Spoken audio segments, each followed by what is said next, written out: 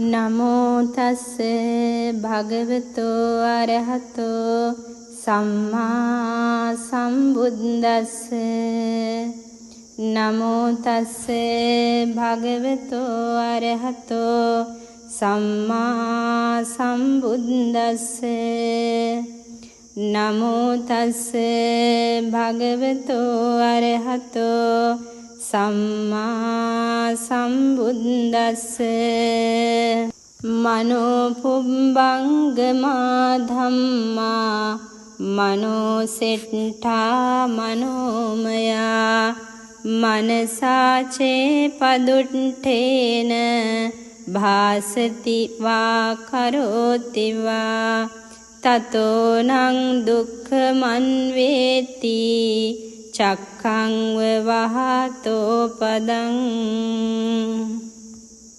सबसे पहले मैं भगवान बुद्ध को वंदना करती हूँ। आज मैं धम्मपद का पहला श्लोक उपदेश देने के लिए चुना गई थी। भगवान बुद्ध की अमरवाणी धम्मपद हम सभी के लिए बहुत महत्वपूर्ण है।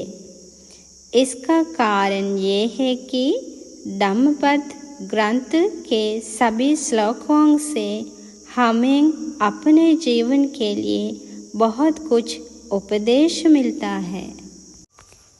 ये सभी बौद्धों और गैर बौद्धों के लिए आवश्यक पुस्तक के रूप में जानी जाती है।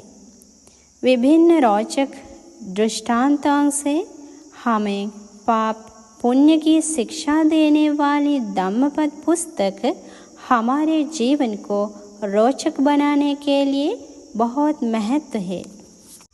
मनो पुब्बंगमा धम्मा मनो सेट्ठा मनोमया मनसाचे पदुट्ठेन भासति वा करोति वा ततो नं दुःखमन्वेति चक्खं वहातो पदं। इसका मतलब ये है कि मन सभी धर्मों का अगुआ है। मन ही प्रधान है। सभी धर्म मनोमय है। जब कोई व्यक्ति अपने मन को मैला करके कोई वाणी बोलता है अथवा शरीर से कोई कर्म करता है तब दुख उसके पीछे ऐसे हो लेता है जैसे गाड़ी के चक्के बैल के पैरों के पीछे पीछे हो लेते हैं। यहाँ विचार ये है कि यदि हम कोई बुरा काम करते हैं तो उसके गंभीर परिणाम हमारा पीछा करेंगे। इसी से जुड़ी एक कहानी है।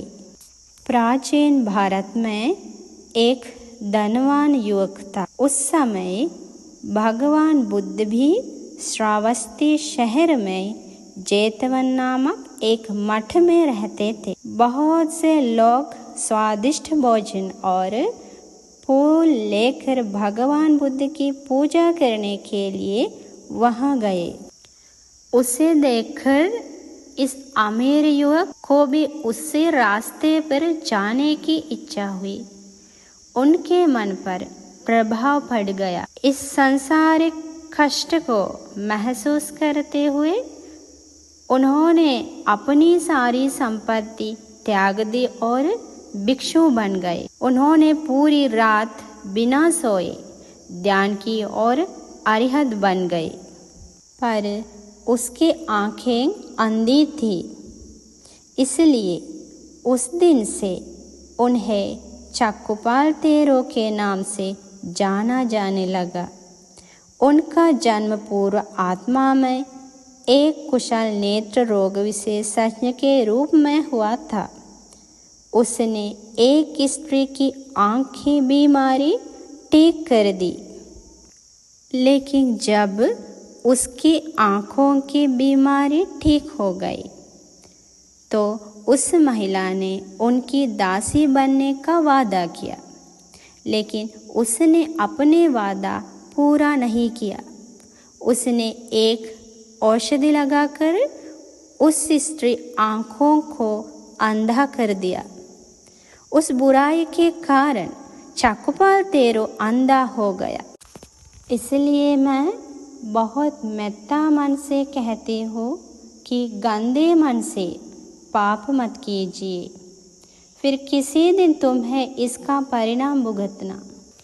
ऐसे ही एक उपदेश के साथ मिलते हैं और मैं आपको आशीर्वाद देती हूँ।